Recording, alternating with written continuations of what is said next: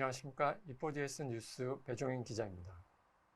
매월 E4DS 뉴스의 주요 기사를 소개해드리는 월간 뉴스 리뷰가 2022년 1월부터 본격 시작됩니다.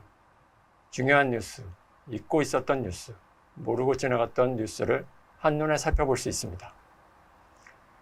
게다가 이번 달 진행된 E4DS 2 웨비나의 포인트를 짚어보고 다음 달 진행될 웨비나가 무엇이 있는지 살펴보도록 하겠습니다. 네, 1월의 탑 기사입니다. 2022년 1월 21일 게재된 부품난 극심 1K 저항도 없다 라는 기사입니다. 국내 부품 업체들이 일부 부품에 쇼티지가 발생하는 등 심각한 부품난에 제품 생산에 차질이 생기며 어려움에 처하고 있다는 내용입니다. 부품 부족 심화로 가격도 천정부지로 오르고 있습니다. 일부 부품의 경우 1,000원도 안 하던 가격이 1만 원 이상 급등한 것으로 파악되고 있습니다.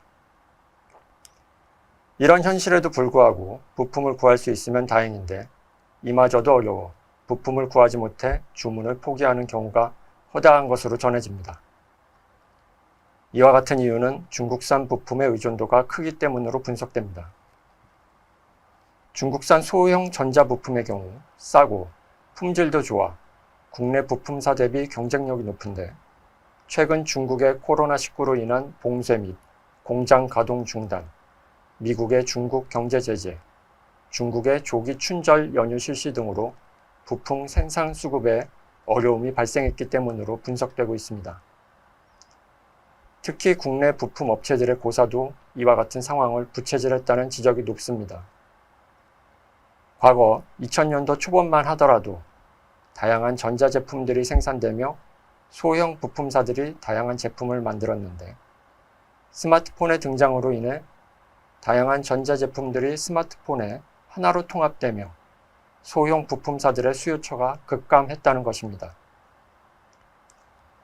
여기에 MCU 등을 설계할 수 있는 인력도 20, 30대에서는 거의 찾아볼 수가 없어서 개발자들 구하기도 하늘의 별 따기가 돼 개발 인력도 없고 시장 전망도 어두워 소규모 전자부품 육성도 어려운 상황입니다. 이에 국내 부품 제작사들은 현재의 상황에서 할 수 있는 것이 없다며 단가 상승으로 인해 고객들의 주문을 포기하던지 수급 상황이 나아지기를 기다리면서 버티는 수밖에 없다고 입을 모으고 있습니다. 관계자의 이야기를 들어보시죠. 부품이 구매를 할 수가 없다 보니까 개발자가 회로를 구성해서 개발을 하려고 하다가 구매할 수 없는 부품 때문에 다시 회로를 재구성해야 되는 걸 계속 반복하는 겁니다. 그리고 또 어떤 고객 같은 경우에는 다 만들어 놓고 이제 완성이 됐어요. 그리고 이제 양산을 해서 판매를 해야지 그 회사가 돈을 벌 거 아닙니까? 양산을 하려는데 부품이 없는 거예요. 그래서 양산을 해서 부품을 수급해서 제품을 판매를 하고 매출이 일어나야 다음 개발을 하는데 그 발목이 잡히는 거죠. 다음 개발을 할 엄두를 못 내는 겁니다. 앞에 것도 해결이 안 됐는데 뒤에 거 새로운 걸 개발해서 돈을 들여서 만들었는데 또 그것도 부품이 결론은 또 없는 거예요. 그래서 간단하게 샘플을 어떻게 뭐 해외 스탁이나 이런 한 몇 개씩은 구해서 개발은 할 수 있을지 모르겠지만 궁극적으로는 그걸 내가 돈 주고 판매할 수 있는 제품으로 만들어내지 못한다는 거죠. 양산을 하지 못한다는 거죠. 그러다 보니까 제품을 만들어서 판매를 못해서 매출을 못 올리는 상황도 벌어지고 더 중요한 거는 그 다음을 준비해야 하는데 준비를 할 수 없는 상황이 자꾸 벌어지다 보니까 그 하드웨어를 개발을 하는 개발자들도 앞뒤가 길이 막혀 있고 그걸 받아서 설계를 하는 설계 회사들, 그걸 받아서 제조하는 뭐 PCB 회사나 조립 회사나 모든 회사들이 다 영향을 연쇄적으로 받고 있는 사실 좀 그런 상황이죠. 근데 문제는 반도체 수급이 부족해서 지금 뭐 많은 나라에서 라인을 증설하고 뭐 한다고 하지만 반도체라는 게 이렇게 하루아침에 완료가 되는 게 아니거든요. 그러다 보니까 상당 시간이 뭐 소요될 거다라고 판단을 하는데 문제는 당장 지금 수급을 어떻게 할 거냐, 부품들이. 이게 언제 해소될 거냐. 사실 좀 많이 어려운 부분이긴 합니다. 너무나 흔해 빠진, 뭐, 예를 들어서 1K 저항을 구할 수가 없다. 이런 말도 안 되는 상황이 벌어졌어요. 예를 들어서. 예전에는 하나에 1원이었는데, 30원이어도 사야 되면 사야 되는 거죠. 근데 이게 1원이고 30원이면 별로 안 커 보이는데, 뭐, 최근에 흔한 뭐 마이콘 같은 경우에 부품이 없다. 그럼 그나마 있는 걸 서로 사려고 하니까 가격이 막 오르는 거고, 그러면 납기는 어떻게 되느냐? 딜리버리가 뭐 50주가 넘으면 1년이 넘는다는 소리니까, 그럼 1년간 개발을 못 하는 거지 않습니까? 그러니까 남아있는, 그나마 공급되고 있는 그 자재를 서로 확보하려다 보니까 금액이 좀 올라가고, 지금은 가격이 문제가 아니라 부품이 없어요. 그게 더 큰 사실은 문제죠.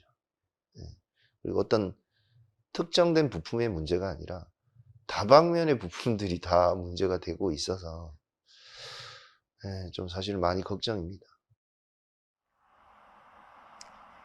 네, 관련 기사로 전기차 시대 차 부품사 R&D 전환 시급, 차 부품사 미래체 전환 산학 연관 맞손, 산업부 부품 1200개사 미래차 기업 전환 등이 있으니 이 기사들도 확인 부탁드립니다.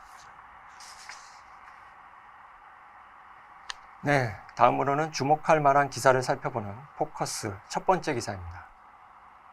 차량용 배터리 수명 향상 및 전력 감소 소모를 위한 반도체 솔루션이 최근 업계의 화두입니다. 이는 배터리 전력 소모를 줄여 배터리 사용량을 늘려 궁극적으로는 CO2 배출 감소 등에 도움이 되기 위해서인데요. 이를 위해 차량용 반도체의 성능 향상 및 SiC 반도체 채용 등 화합물 반도체의 채용이 증가하고 있다는 기사입니다. 1월 11일 차 전력 최적화 SiC 시장 폭발이라는 기사에 따르면 지난 1월 5일부터 8일까지 미국 라스베이거스에서 개최된 CES 2022에서는 자율주행과 전동화 등 글로벌 자동차의 미래가 집중 조명됐습니다. 이번 CES 2022에서도 연비 향상 기술이 다뤄졌으며 메르세데스 벤츠의 경우 비전 EQXX를 공개하며 100km당 10kWh 미만의 뛰어난 에너지 소비로 1회 충전으로 1000km를 초과할 수 있는 최고의 에너지 효율성을 보여주기도 했습니다. 비전 EQXX는 고전압 시스템에서 전력 소비를 줄이면 주행거리가 늘어나는 반도체 또는 시스템 구성을 통한 차량의 전력 관리의 중요성을 직접 보여줬습니다.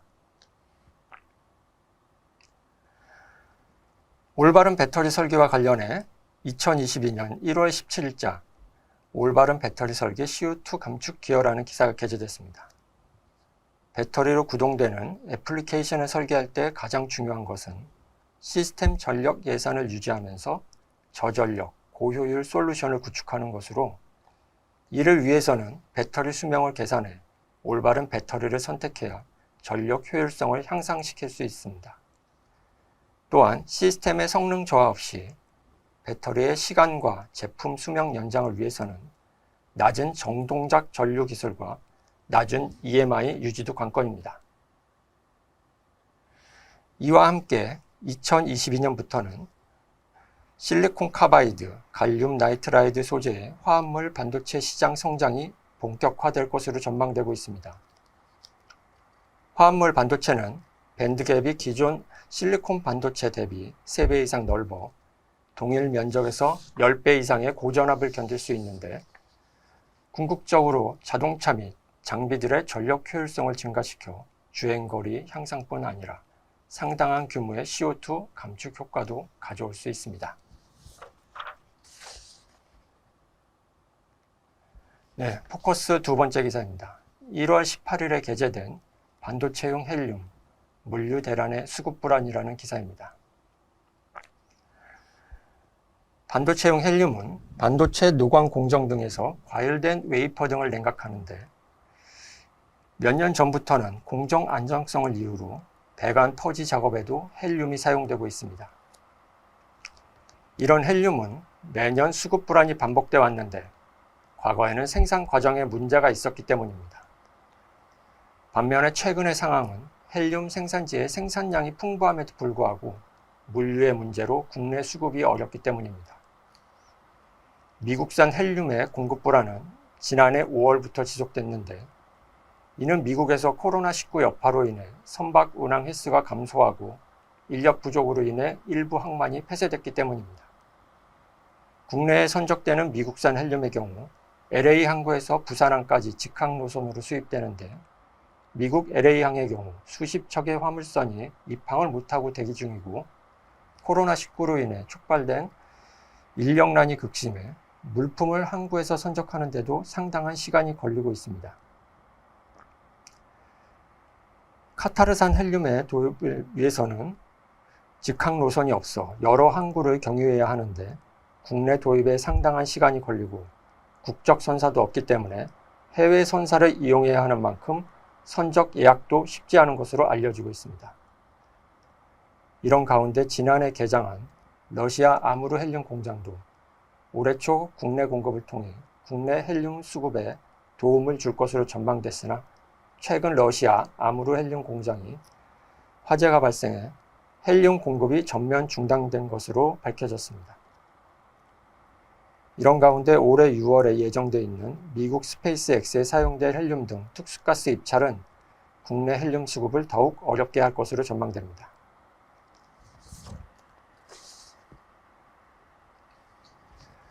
네, 세 번째 기사는 CES에서 첨단 기술이 각축전을 벌였다는 이야기입니다.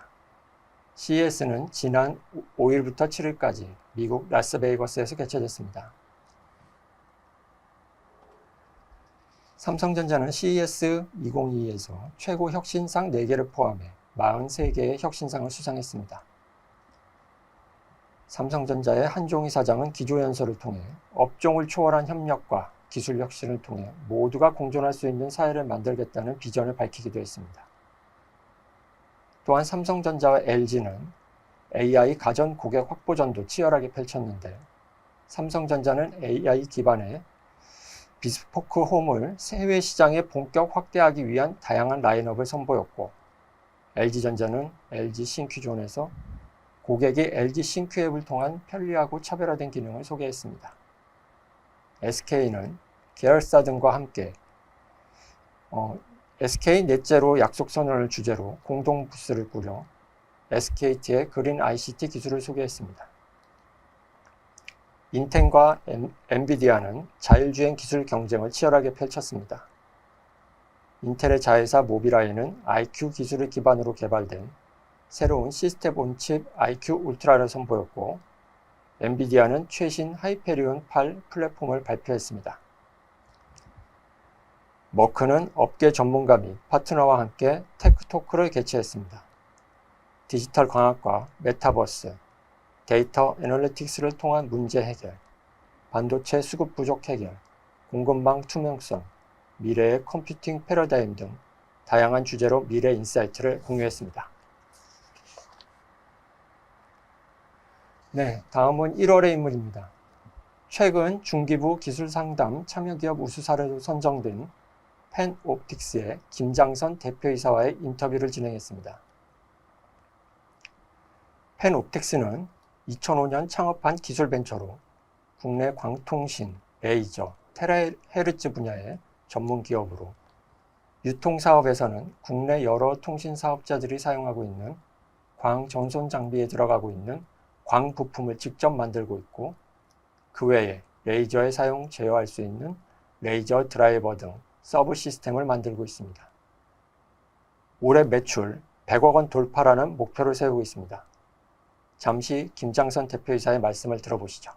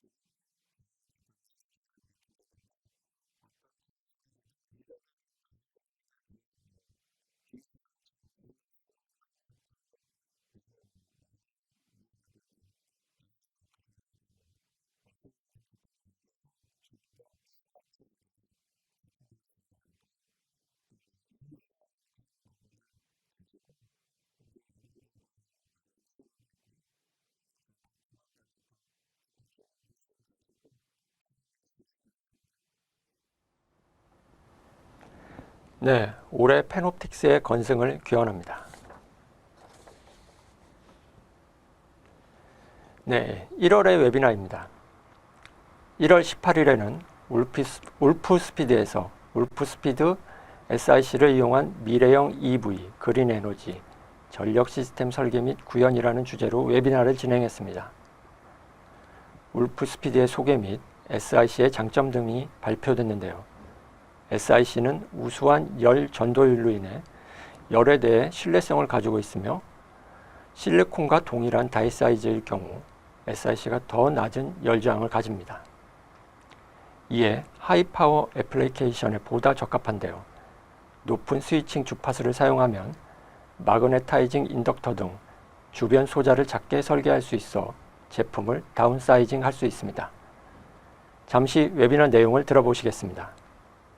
실리콘 카바이드 전력 소자는 기존 실리콘 다이오드, 모스펫, IGBT에 비해 많은 장점을 제공합니다. 울프스피드 실리콘 카바이드 제품은 특히 최첨단 전력 변환 솔루션이 필요한 산업 및 에너지 시스템 내에서 전력 시스템 성능을 크게 향상시킬 수 있습니다.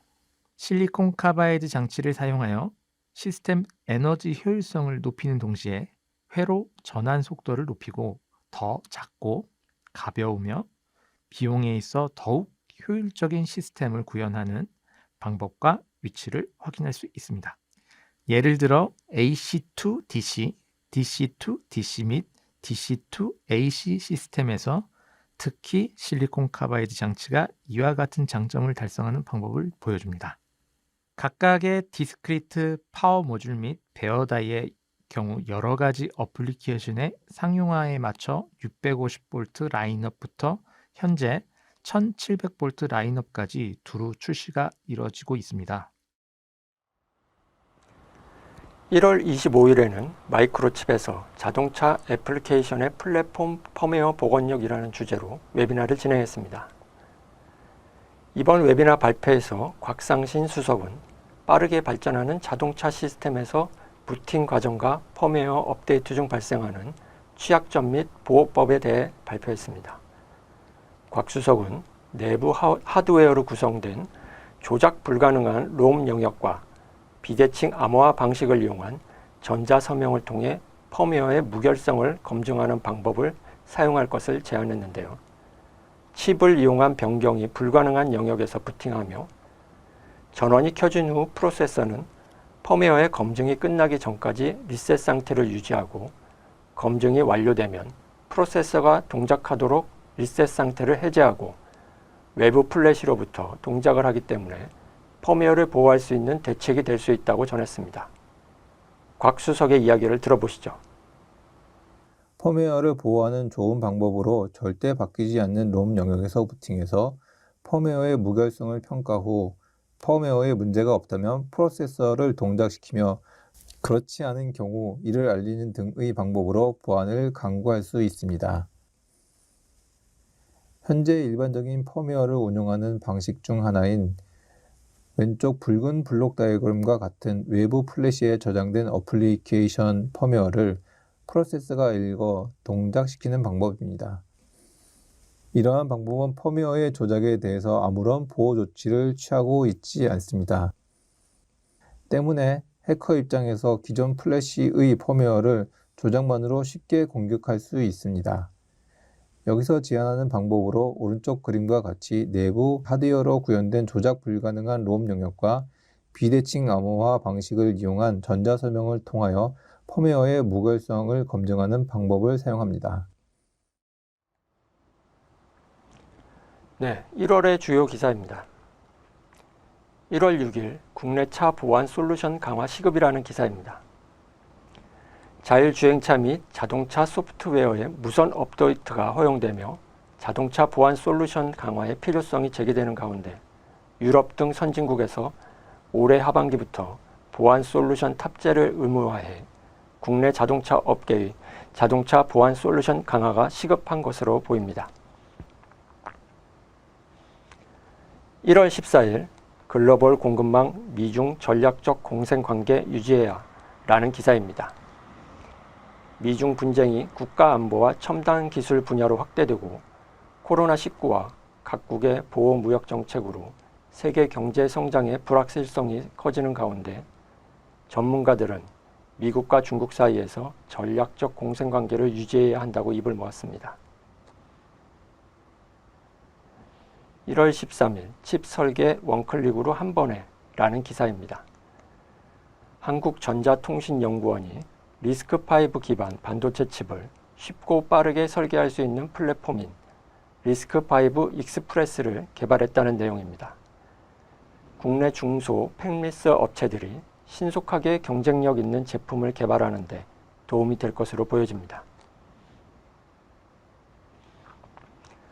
1월 13일 첨단 기술 인력 비밀 유지 이직 제한이라는 기사입니다. 국가 첨단 전략산업 경쟁력 강화 및 육성에 관한 특별조치법이 국회를 통과했는데요.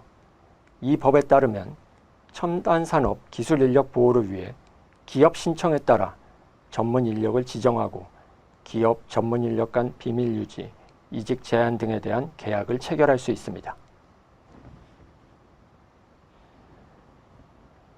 1월 11일 전 세계 디지털 투자 확대, 협업 툴 클라우드 잡아라 라는 기사입니다. 대한무역투자진흥공사가 최근 디지털 뉴딜 세계로 간다라는 주제로 보고서를 발표했는데요. 포스트 코로나 시대 전 세계가 디지털 인프라 구축을 위한 투자를 진행하고 있는 가운데 협업 툴과 클라우드 투자가 80%를 웃도는 것으로 나타났습니다. 또한 세계 각국이 디지털 인프라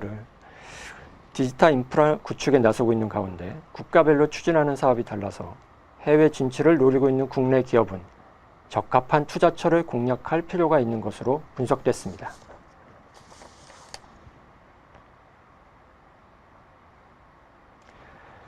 네, 1월의 IT 부품 주요 신제품입니다. 텍스트로닉스가 13일 혼합신호 오실로스코프의 성능을 강화한 5 시리즈 BMSO를 출시했습니다. 기존 입력 채널의 소비 없이 오실로스코프를 외부 신호에 동기화하는 새 옥스트리거를 포함한 원격 제어 강화 등 오실로스코프 사용자를 위한 편의성을 개선했습니다. 디지키 일렉트로닉스와 CQ가 파트너십을 체결해 고객이 디지키의 주요 API 견적 솔루션을 이용할 수 있을 것이라는 뉴스입니다. 디지키 고객은 가격에 확신을 가질 수 있고 실시간 데이터 온 디맨드를 통해 주문 과정이 원활할 것으로 기대됩니다. 텍사스 인스트루먼트가 최근 차량용 77GHz 고해상도 레이더 센서 AWR-2944를 출시했습니다.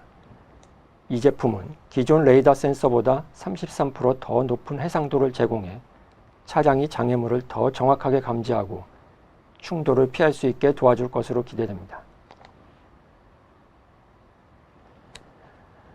인피니언이 오릭스 TC4X 28나노 MCU의 샘플 공급을 시작했습니다. 이 제품은 다양한 자동차 애플리케이션에 적합하고 공통 소프트웨어 아키텍처를 사용할 수 있어 플랫폼 소프트웨어를 절감할 수 있습니다. ST 마이크로 일렉트로닉스가 새로운 지라갈륨 전력 반도체 제품군을 출시했습니다. 통신용 전원 공급 장치, 산업용 모터 드라이브, 태양광 인버터, 전기 자동차, 충전기와 같은 고전력 애플리케이션에도 유용한데요. 이러한 장비들의 효율을 크게 증가시킴으로써 상당한 규모의 CO2를 절감하게 될 것으로 기대를 모으고 있습니다. 마이크로칩 테크놀로지가 차세대의 풀 인서킷 에뮬레이터이자 디버깅 및 프로그래밍 개발 툴인 엠필랩 IC24를 출시했습니다. 디버깅 시간을 줄이는 데 필요한 모든 기능과 함께 전력 효율적인 코드 작성에 필요한 고급 디버깅 기능을 포함해 유연한 개발 경험을 제공할 것으로 기대됩니다.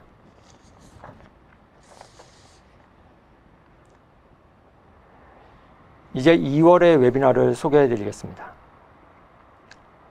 2월 15일 10시 30분에는 마이크로칩에서 IoT 센서를 위한 전력 효율적인 솔루션 설계 및 손쉬운 커넥티비티 구축이라는 주제로 웨비나를 진행할 계획입니다.